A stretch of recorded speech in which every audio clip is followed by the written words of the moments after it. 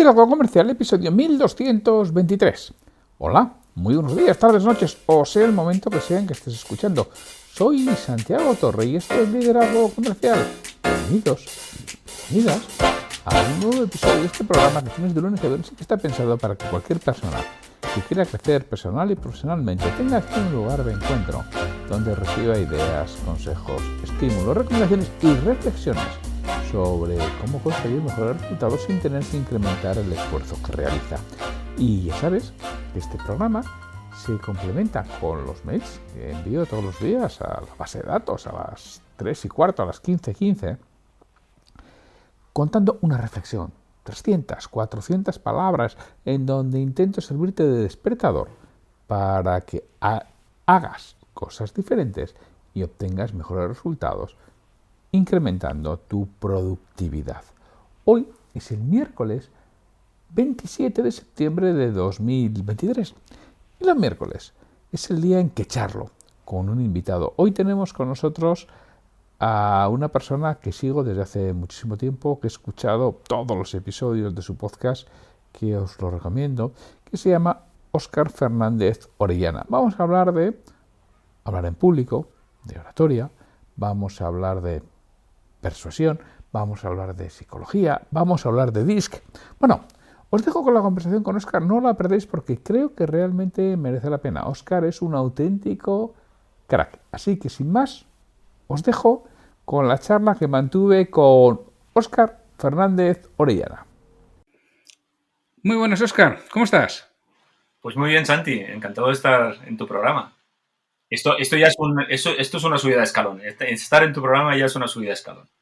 Pues para mí es un auténtico honor que estés aquí, porque, bueno, yo siempre digo de que conozco a los invitados, ¿no? En este caso, a Óscar le sigo desde hace muchísimo tiempo. Bueno, de hecho, tiene un podcast que tiene 125 episodios, de los que he escuchado todos, algunos, varias veces, que se llama Créeme lo que te digo, que es una auténtica joya. O sea, los que os dedicáis a la venta del liderazgo, es una joya porque, claro, ¿de qué habla? Habla mucho de oratoria, de persuasión, aspectos básicos para vender y para liderar, para mantener cualquier conversación y cualquier relación con personas. Así que yo realmente os lo recomendaría.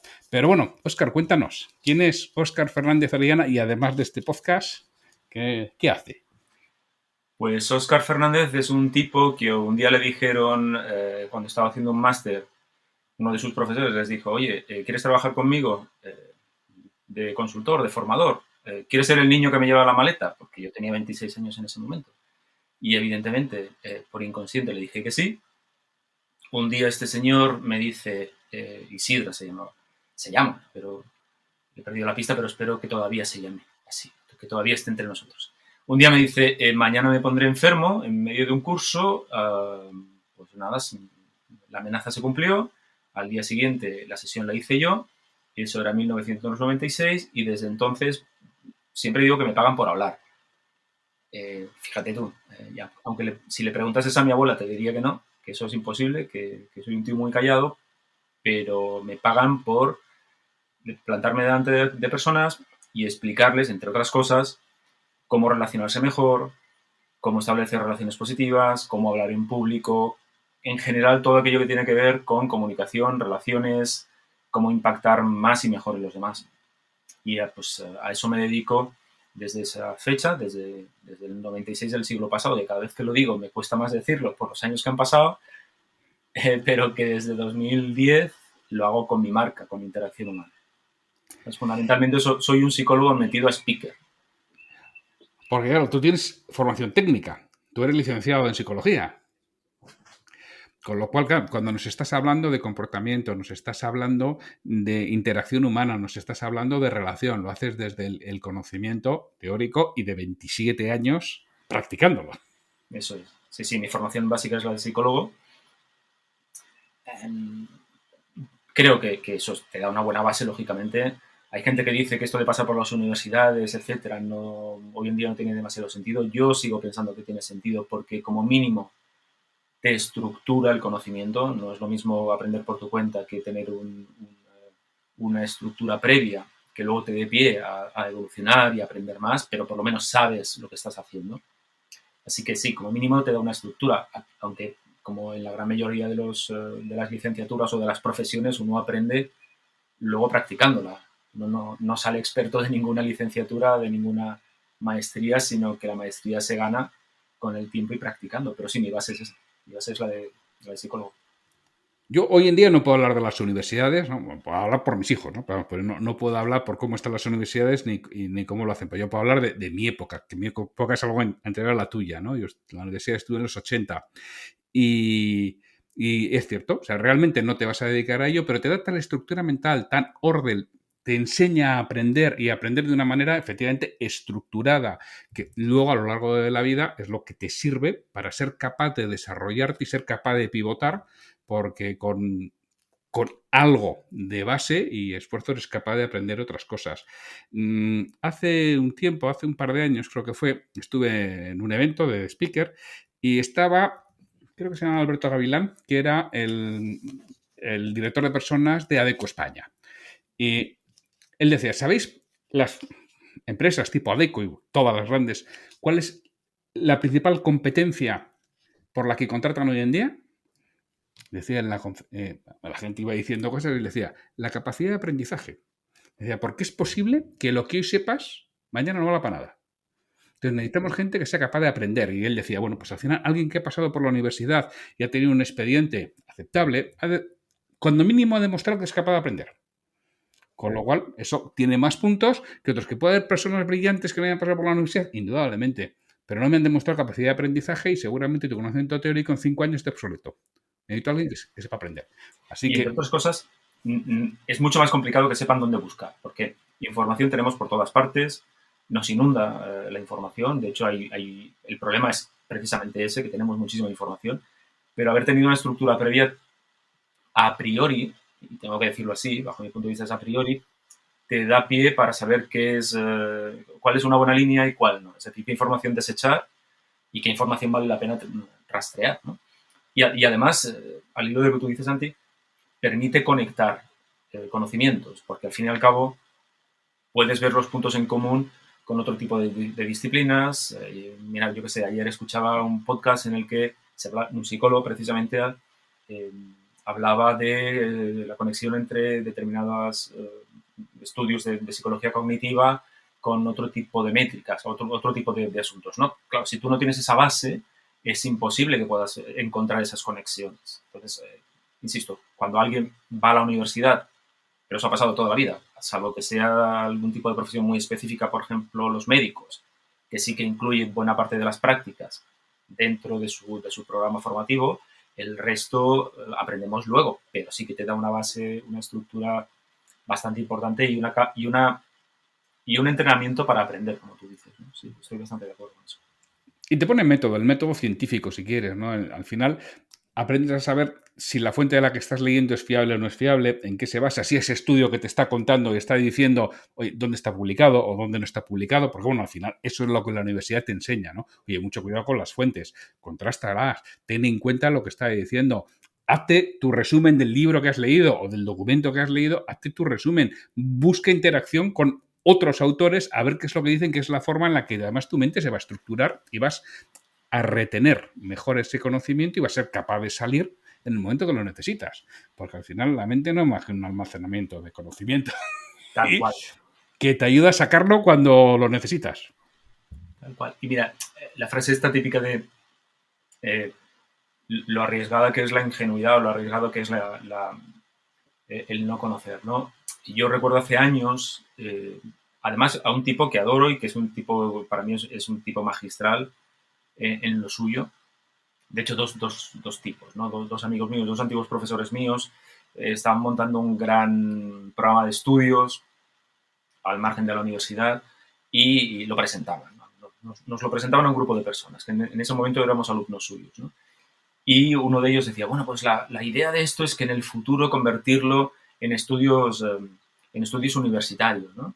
Claro, yo escuchaba aquello y digo, no, tío, esto es de una ingenuidad absoluta, porque esto no funciona así.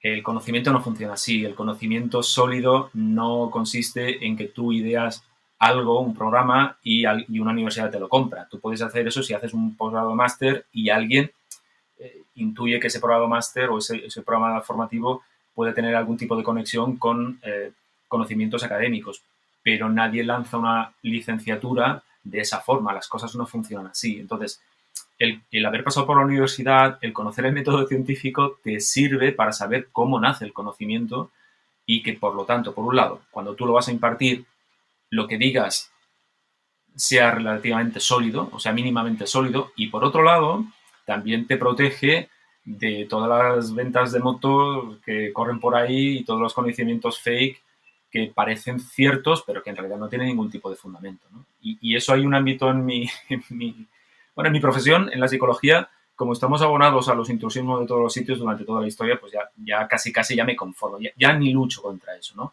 Pero hay una disciplina en concreto, hay una parte en concreto que lo que acabo de decir es flagrante y es la comunicación no verbal.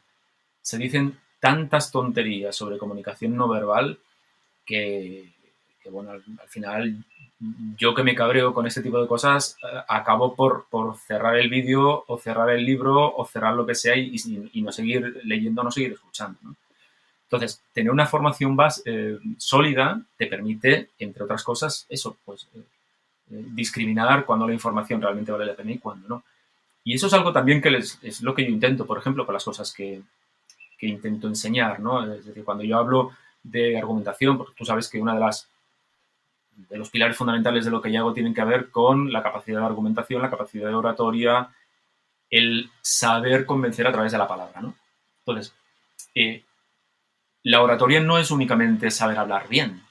La oratoria lo que fundamentalmente te sirve es para protegerte de todas las ventas de motos que nos hacen los demás, voluntario o involuntariamente. Yo no digo que toda la gente intente engañarnos, por supuesto que no. Hay gente pues, que lanza ideas, lanza creencias que piensan que son ciertas cuando en realidad no tienen ningún tipo de fundamento. Bueno, pues aprender argumentación te protege o ayuda a protegerte para identificar aquellos argumentos que no son sólidos, que son falaces. Por lo tanto, no solo se trata de hablar bien, sino de estar protegido. Entonces, con los estudios, en cierta forma también ocurre eso, ¿no? Te ayuda a protegerte de alguna manera. Creo que te ayuda mucho a protegerte, ¿eh? Y además enseguida se nota con quien hablas o quien forma dónde realmente está bebiendo, ¿no? Yo soy de los que siempre cito de dónde lo he sacado. Entonces, ¿por qué? Porque intento evitar comprar esas motos y esos argumentos falaces, que alguna vez lo haré, seguro, ¿eh? No digo que no porque soy humano, pero siempre intento citar, ¿no? Y eso te das cuenta cuando la gente está oyendo de terceras, cuartas vías, de aquello que es como el teléfono escacharrado, que sale de una forma y llega de otra, pues ahí hablas de la comunicación no verbal, ¿no? Pues ahí tienes el estudio de Albert Mehrabian, ¿no? Como la gente lo está utilizando de una forma absolutamente errónea. Lo que al final, en la esencia, sí es cierto, ¿vale? No estaré hablando de emociones, no estaré hablando de sentimientos y no serán esos porcentajes que nos dice María, no serán el 55, 38, 7. Lo que sí es cierto es que tiene mucho más peso la parte de comunicación gestual que la palabra. Ahora, si la palabra, los gestos valen para poco, habitualmente. Entonces, claro, eso tiene un contexto. ¿no? Es decir, esos porcentajes, para empezar, Mehrabian cuando hizo ese estudio lo hizo con sus alumnos. Es decir, la muestra era irrisoria. Era una muestra que no era una muestra significativa. Eso no vale para ningún tipo de estudio. Por otro lado, Mehrabian no pretendía establecer una ley universal. Pero pasa con el famoso, con esto de Mehrabian, de la comunicación no verbal, pasa lo que pasa en muchas ocasiones, y es que las personas preferimos mensajes que sean sencillos, claros y muy básicos. Entonces, claro, ese es un tipo de mensaje que cala muy bien, es fácil de entender, pero claro, es igual de fácil de entender que de distorsionar, ¿no? Y lo que se produce es una distorsión. Entonces, esos porcentajes son relativamente ciertos hablando de comunicación verbal y no verbal. Quiero decir que al final, si tú extraes si tú en un contexto extraes la comunicación no verbal, puede que la comunicación no verbal no te sirva de nada. Porque es como si estuvieses viendo una película de cine mudo y eso es absurdo. Ahora bien, si en un contexto en el que se produce comunicación verbal y no verbal, lo que sí que es cierto es que es más veraz, tiñe mucho más de valor la comunicación no verbal que la no verbal, sobre todo cuando hay contradicciones. tendemos más a creer la comunicación no verbal de alguien, los tonos, los gestos, los ademanes, que lo que dice, ¿no? Tendemos más a creer cómo lo dice que lo que dice. Pero eso tiene un contexto. Entonces no se puede aislar, no se puede decir, bueno, es que entonces la comunicación no verbal es la que más pesa. Bueno, es la que más pesa en según qué condiciones. En un mail, por ejemplo, pues no, porque la comunicación no verbal se la pones tú. Eres tú quien le pones el tono a la hora de leerlo, etcétera, etcétera. Entonces, ese tipo de cosas van a pasar siempre, ¿no? Santi, yo recuerdo también, mira, me recordabas algo que en PNL se viene diciendo, bueno, si miras a la derecha y arriba es no sé cuánto. Eso es una absoluta bobez. Es una tontería absoluta que se ha ido transmitiendo a lo largo de los años, que se ha ido distorsionando, pero que todavía se escucha. Y todavía hay mucha gente que supuestamente experta en programación neurolingüística lo sigue contando, ¿no? Por eso, entonces, el tener una formación, pues hombre, te ayuda, aunque solo sea para ti, te ayuda a discriminar ese tipo de cuestiones, te protege. Y a saber que, oye, voy a intentar ir a la fuente. Por ejemplo, yo he estado viendo el Óscar, además del podcast, créeme lo que te digo, que os recomiendo encarecidamente, tiene un newsletter diario. Bueno, diario, de lunes a viernes, si no me equivoco, lo envía Óscar, de interacción humana, en el que da un valor impresionante de conocimiento. Óscar, ¿dónde se pueden inscribir al newsletter? Luego lo diremos al final, pero ya que estamos aquí...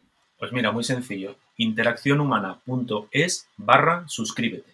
Ahí, si entras en Interacción Humana, de hecho vas a ver los cajones de suscripción y además, pues te vas a llevar, si te suscribes, además te vas a llevar un cursito, quiero decir que es 1 hora y pico de vídeo sobre cómo ganar autoridad personal a la hora de comunicarte. Que os recomiendo que lo veáis.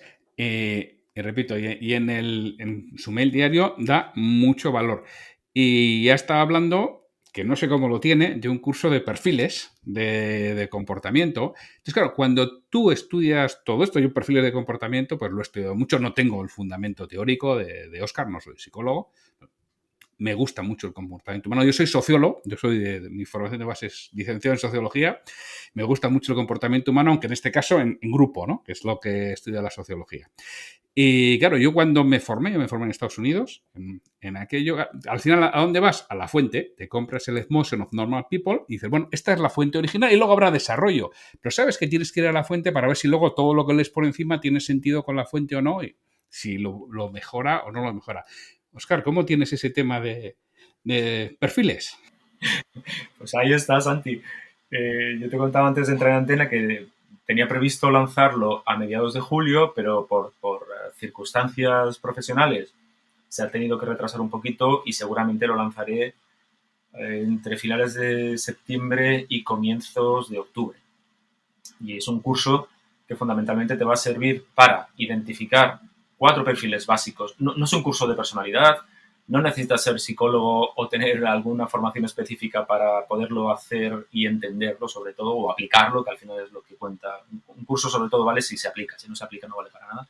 Entonces, no necesitas tener una formación básica específica, pero sí que te va a permitir identificar 4 perfiles básicos de comunicación, de cómo las personas nos relacionamos las unas con las otras, cómo interaccionamos las unas con las otras.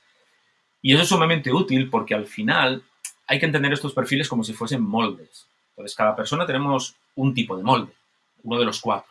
En realidad tenemos más de uno, ¿no? Pero bueno, en fin, uno que predomina o 2 que predominan. Y la cuestión es, hombre, si tú eres capaz de identificar el molde que tiene la persona con la que te comunicas, serás capaz de adaptar tu comunicación a ese molde. Si, por ejemplo, si tú identificas que esa persona es un cuadrado, por seguir con la metáfora, y tú le planteas la información como si fuese un círculo, pues hay información que no va a entrar.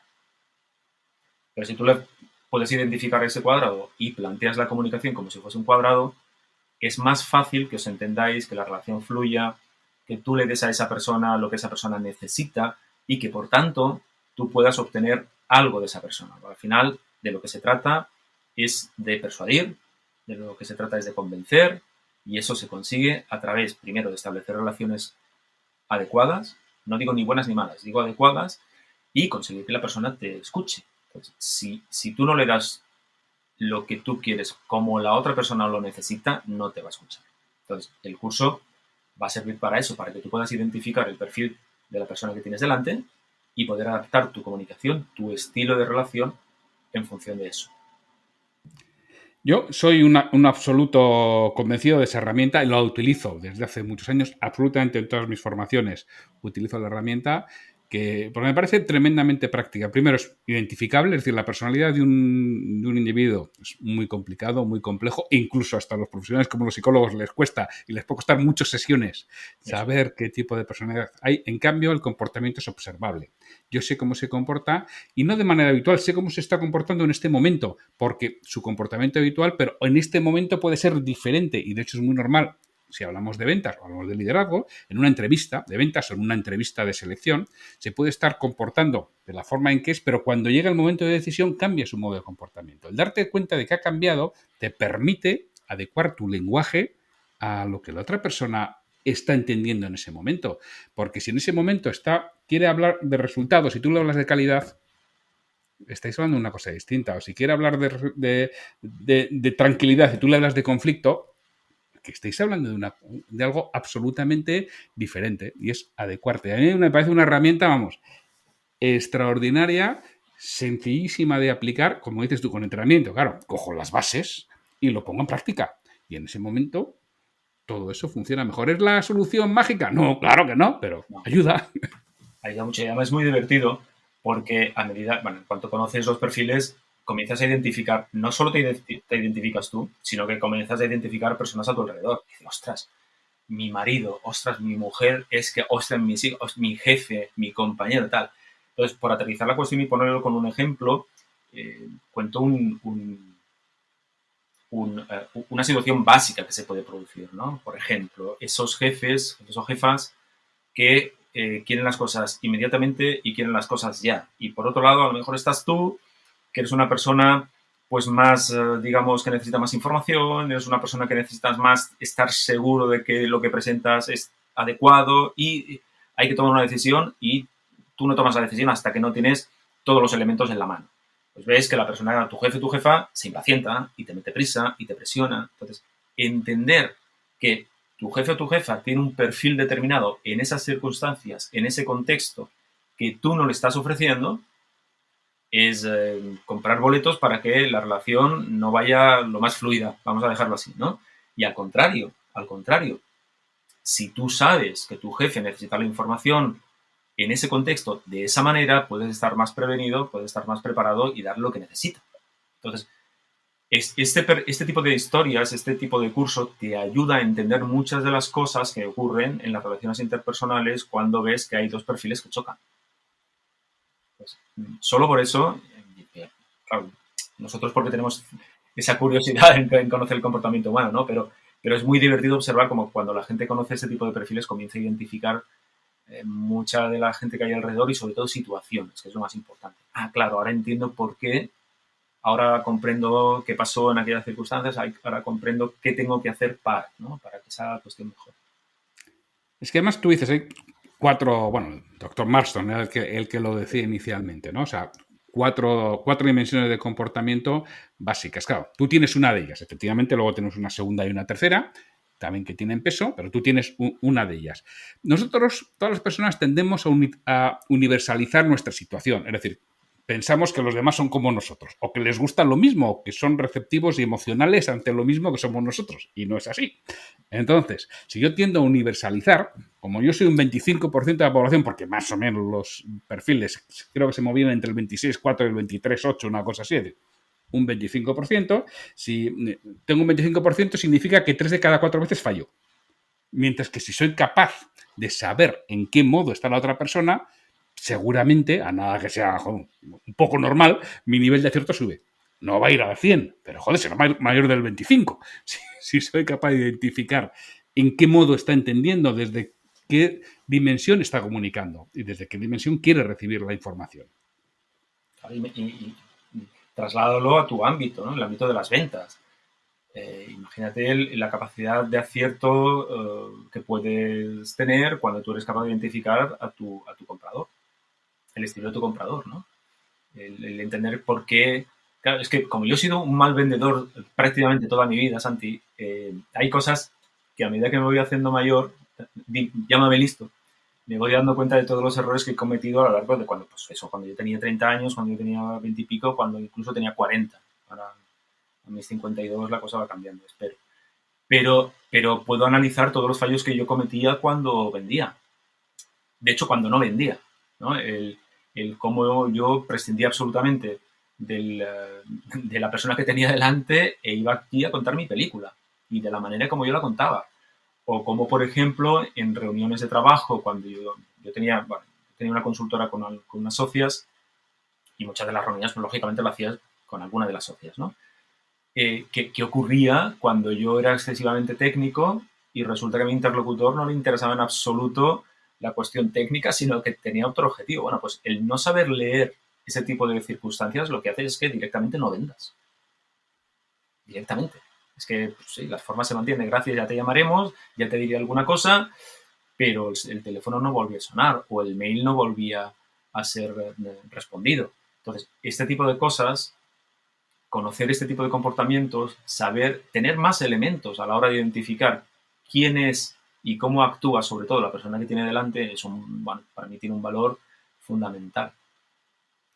Para mí tiene muchísimo valor, me parece básico, por eso cuando vi que lo estaba, digo, mira, pues además lo está haciendo alguien que sé que lo va a hacer bien y que sé que lo va a hacer con conocimiento de lo que hace y no porque haya leído un libro que haya cogido el libro y lo meta en un curso, ¿no? Sino que realmente va a tener fundamento y además dice, oye, lo estoy preparando y sospecho que también eres algo perfeccionista, con lo cual querrás que eso esté bien, que esté perfecto. Hablando de perfiles, yo tengo uno muy característico que tiene que ver con eso, Santi. Sí, sí. Y el otro es el de abajo. Eso es. Bueno, pues todo este tipo de cosas realmente con este tipo de perfiles conductuales lo podéis ver y yo os animo cuando Óscar lo saque a que estéis ahí y que lo veáis porque realmente merece la pena y nunca dejas de aprender sobre esto, porque además si tienes un cierto interés lo vas poniendo en práctica, vas viendo otras fuentes y te das cuenta que hay otras perspectivas y otros ángulos desde donde se puede ver, ¿no? Y le vas sacando punta, ¿no? Y al principio, efectivamente, yo solamente trabajaba primera y segunda dimensión, ¿no? Las más predominantes, pero te das cuenta de la importancia que tiene la tercera, que la tercera tiene una importancia altísima porque marca muchas relaciones. Claro, de eso te das cuenta cuando trabajas en equipo, ¿no? Cuando puedes hacer un proceso de coaching de equipos o estás trabajando con varias personas dentro de la organización, dices, es que aquí lo que me está marcando no es la primera, la segunda, me está marcando la tercera. Es decir, en función de cómo sea esa tercera es la que le va a generar más o menos conflictos a los demás y en función de cómo sean las otras también. Pero bueno, aquí hablando de liderazgo uno a uno o de venta uno a uno, indudablemente, el ser capaz de darte cuenta y ver en qué modo está la cabeza de la persona en ese momento nos ayuda a mejorar nuestros resultados de manera ostensible. Y sobre todo los miedos, que es una perspectiva de entender el comportamiento humano que a mí me parece importantísima.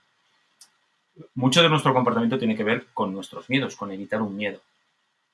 Por ejemplo, fíjate, estamos hablando de mi perfeccionismo, que obedece a un determinado tipo de perfil, etcétera, ¿no? Entonces, todos los perfiles tienen un par de miedos característicos, un par de miedos asociados. El mío, en este caso, es el miedo a fallar. Entonces, eso es lo que impulsa el comportamiento, eso es lo que impulsa el perfeccionismo. Es decir, las personas que tienen un perfil como el mío, que ya avanzo, pues estamos hablando del DISC, aunque no lo hemos nombrado, pero el modelo es el DISC, ¿no? Cuando estamos hablando de ese tipo de modelo, el miedo de uno de los perfiles es precisamente fallar. Por eso hay gente que, por ejemplo, dilata las decisiones en una reunión de trabajo, porque necesita tener toda la información. ¿Para qué? Para no fallar. Entonces, si tú tienes una persona en tu equipo y eres capaz de identificar ese perfil, y tú no lo tienes, pongamos que tú tienes uno pues, más ejecutivo, más de orientación a resultados, más inmediato, etcétera, etcétera. Si tú no eres capaz de identificar ese perfil, te vas a poner de los nervios, porque le vas a estar pidiendo a esa persona unos resultados que necesita o que a lo mejor no te los puede dar inmediatamente. Necesita más información, más tiempo, etc. Entonces, poder identificar ese perfil, saber que esa persona lo que está intentando evitar es un miedo básico, te va a permitir manejar la situación de forma que, por un lado, tú obtengas tu objetivo y, por otro lado, no provocar el miedo de esa persona, con lo cual todos vamos a salir ganando. Entonces, ¿cómo se hace? Es muy sencillo. Dale plazos, establecele plazos. Vale, mira, esto tiene que estar para tal fecha. Entonces, esa persona, como suelen ser muy cumplidoras, Suelen ser muy... Aquí siempre hay que decir suele ser, ¿no? Porque las personas, afortunadamente, no somos nuestros perfiles, somos más que nuestros perfiles. Los perfiles crean automatismos, tendencias, etcétera, ¿no? Pero hay que decir suele. Bueno, como esa persona suele ser cumplidora, va a intentar ajustarse a los plazos, pero tú ya has acotado un término, un deadline. Entonces eso va, pues, a ti te va a permitir estar tranquilo si eres más inmediato, y a la persona le va a dar un margen para poder tener la información y poder aplacar ese supuesto miedo a fallar, ¿no? Bueno, pues este tipo de cosas son muy prácticas, no son nada complejas y son además muy divertidas de aprender. Es que lo ves inmediatamente en personas que tienes alrededor, porque hay perfiles muy marcados, hay perfiles más camaleónicos, pero hay perfiles muy marcados, con lo cual lo ves perfectamente bien. Para vender a un perfeccionista, ya que estamos aquí, pues yo suelo dar el tip cuando imparto la formación. Pero claro, yo oriento esto a la venta, otras personas lo pueden orientar a otros aspectos de comunicación, de selección de personal. Yo lo oriento a la venta y es donde estoy especializado, es donde investigo y donde enredo, ¿no? Digo, pues para vender un perfeccionista, al final, como necesita datos, tú le tienes que dar datos. Y la pregunta siempre es, ¿necesitas más datos? Digo, joder, si le digo más datos, me piden más datos. Pues claro, y se los das. ¿Necesitas más datos? Sí, se los das. Es eterno. Digo, no. Llega un momento en que dice, no, creo que ya tengo todo. Ya está. Entonces su mente, en el momento que ha verbalizado, creo que ya tengo todo, se tranquiliza, es el momento que dice, bueno, entonces ya puedes tomar una decisión, ¿verdad? ¿Y sabes lo que pasa? Que toma la decisión. Eso es. Y casi siempre es a tu favor, porque eres el que ha seguido el proceso de acuerdo a cómo su mente y su forma de comportarse está estructurado. Tal cual. Tal cual.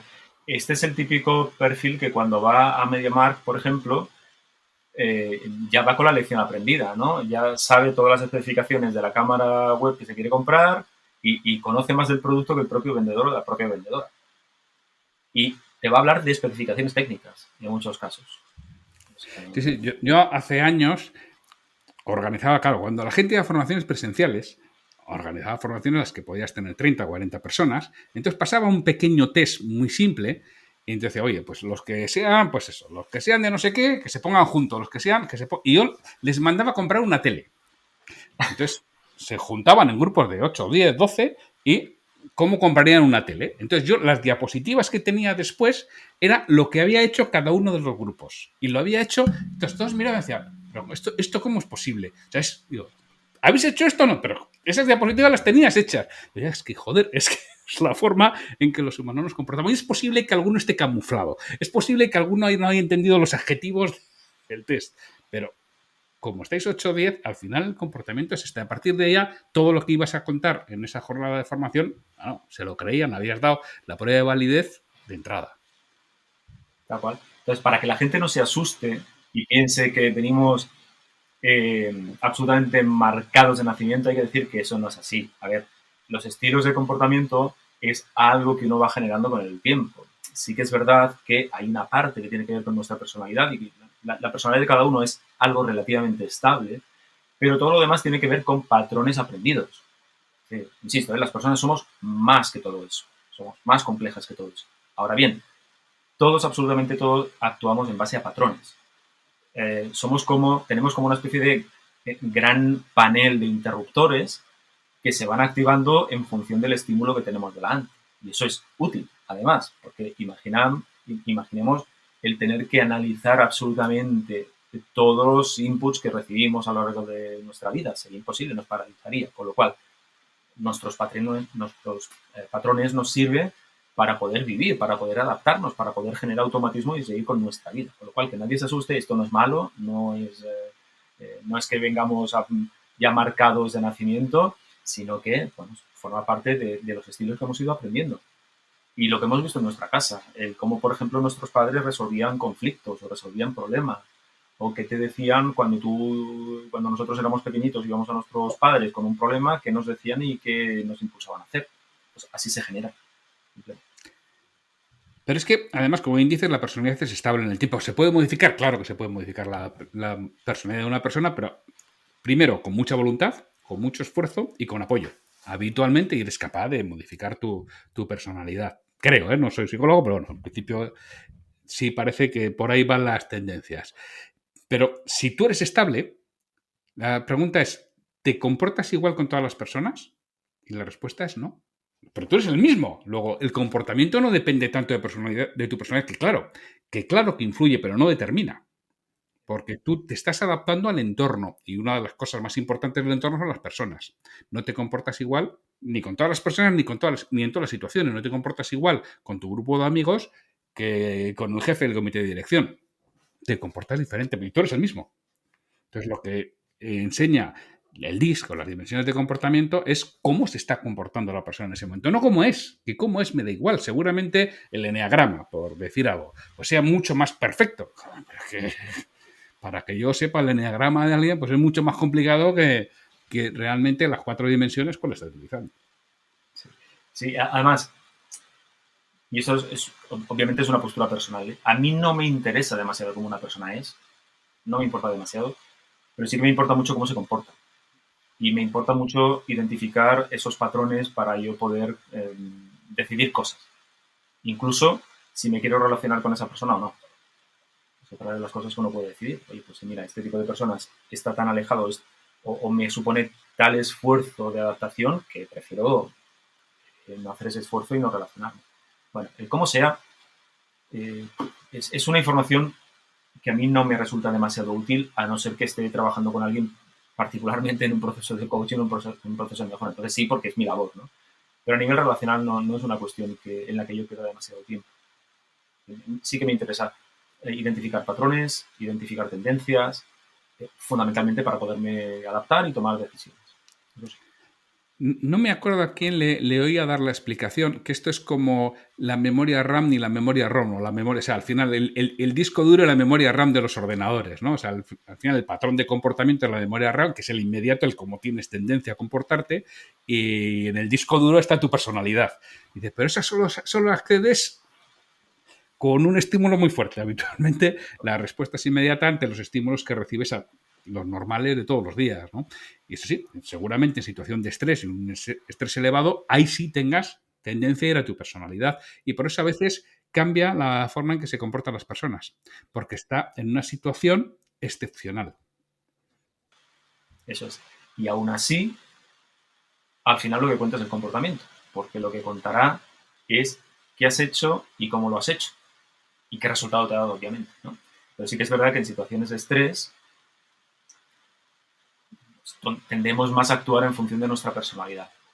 Sí, tenemos, claro, el estrés lo vivimos como una situación de amenaza y no tenemos demasiado tiempo para pensar, para racionar, entonces sale lo más automático, digamos, ¿no? Entonces lo más automático en nosotros es nuestra personalidad, nuestra tendencia de personalidad.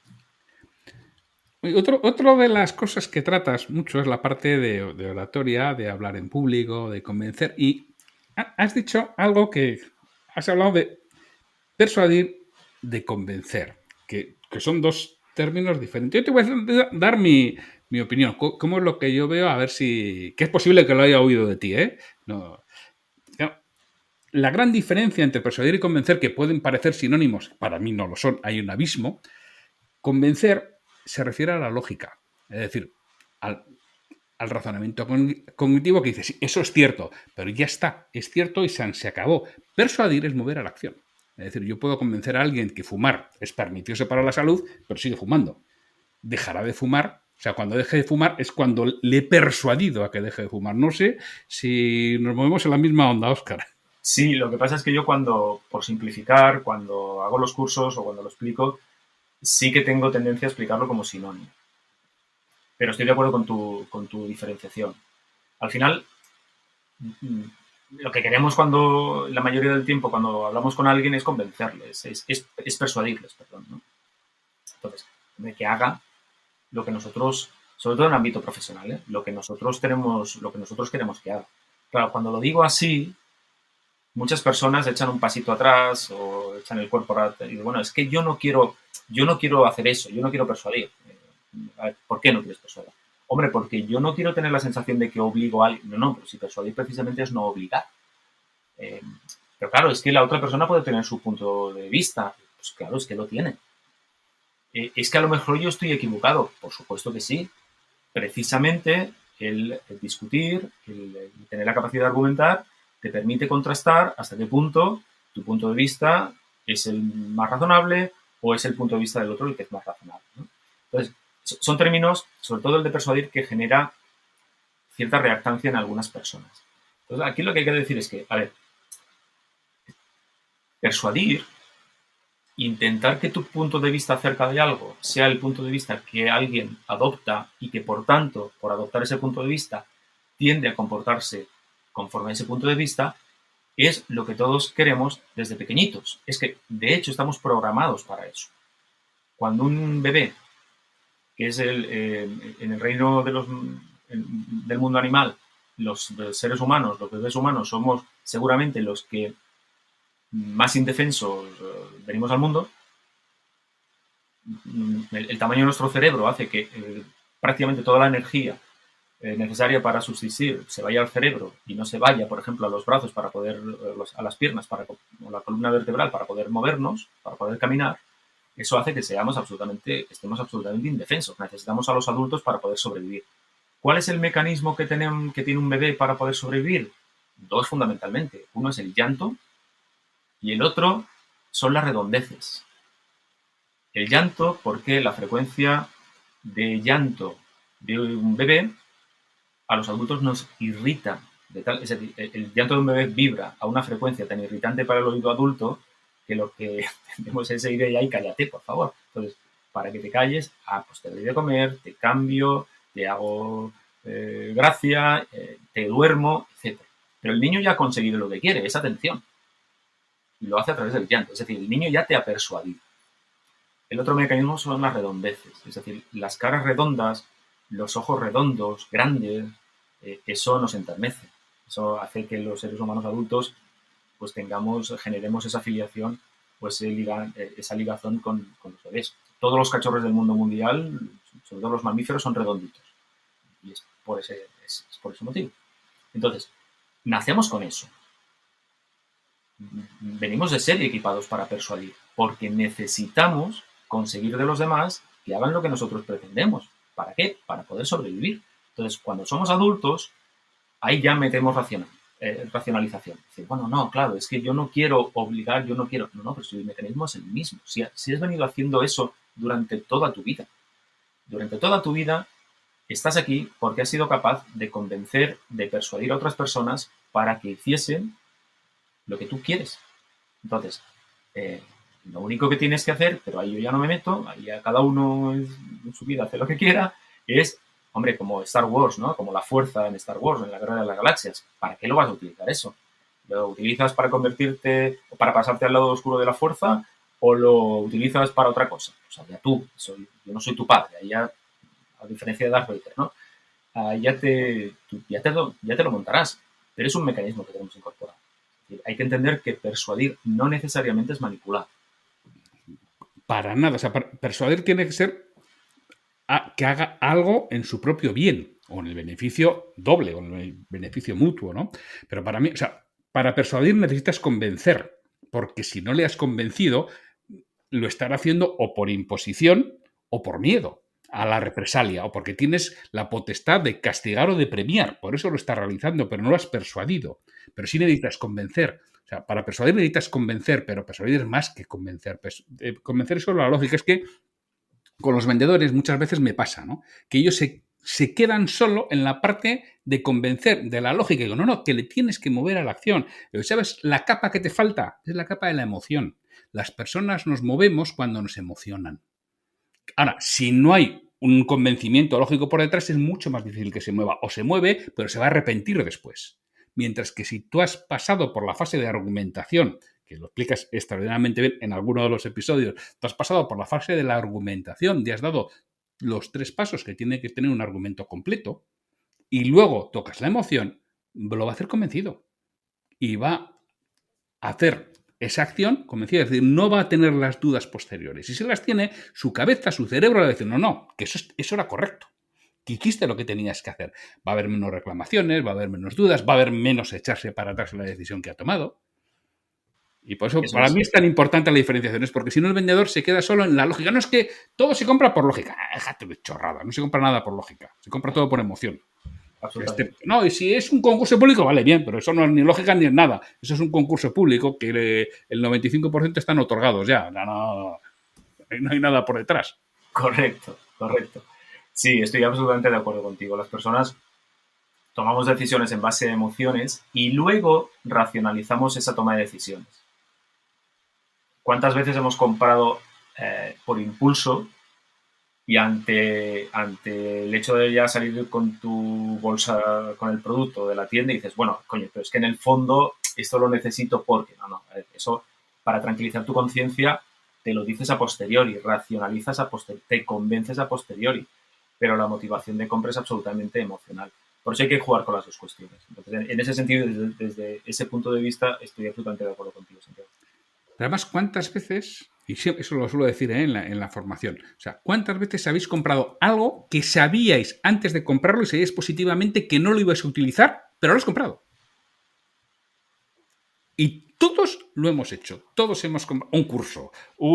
Todos hemos comprado algo que sabíamos que no lo íbamos a ni a usar, ni a ponérnoslo, ni a leer el libro, ni a hacer el curso. Pero lo has comprado. ¿Cuántos libros tienes en la librería? Ahí veo que tienes la gente, o sea, los escuchantes solo nos escucháis.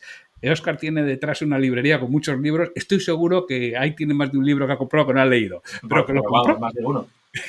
Que lo compró porque y sabía que no lo iba a leer, pero su impulso de comprarlo era mucho más fuerte que es decir, su elefante emocional era mucho más fuerte que el jinete racional que estaba intentando dominar al elefante. Lo que sí que es cierto es que la parte más fácil, y es por eso que muchos vendedores se centran ahí, es tener el argumentario técnico. Acceder al convencer a la persona por argumento técnico, ¿no? Es donde es lo tangible, en realidad. Pues tengo tales características, en fin.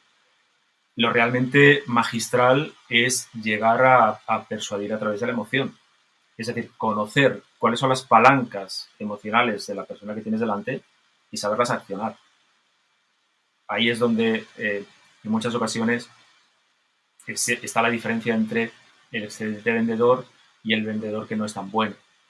El vendedor que no es tan bueno, además, yo he pasado por ahí, quiero decir que yo era, insisto, yo era de los tipos que llegaba a una entrevista comercial y abría el catálogo y le pegaba un chorreo a la persona que tenía delante con el catálogo que, vamos, porque en general la gente es muy amable.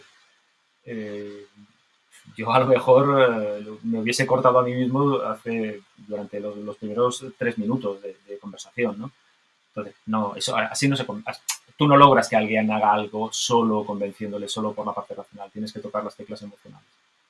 Es que los psicólogos os enseñan demasiada técnica en la facultad y, joder, si os enseñaran a vender, serían los vendedores ideales, porque es que al final la venta, la decisión de compra no es más que psicología. O sea, cuando alguien dice, ¿qué puedo leer de venta? Digo, psicología. Léete psicología, que es, por ejemplo, pues para mí un extraordinario es Cialdini, ¿no? Léete a Cialdini. Ahora ya lo tienen en español, antes estaba solo en inglés, ¿no? Léete a Cialdini, que es fantástico. Los resortes que tenemos en la cabeza. Luego hay, por supuesto, muchísimo más, ¿no? Pero es psicología la venta. Tal cual, pura psicología. Pura psicología. Oye, Óscar, pues si quieren que formes a su equipo en estos aspectos de psicología, de persuasión, de convencimiento, de perfiles de comportamiento, de oratoria, de hablar en público, ¿dónde te localizan? ¿Cómo pueden dar contigo? Pues es muy sencillo.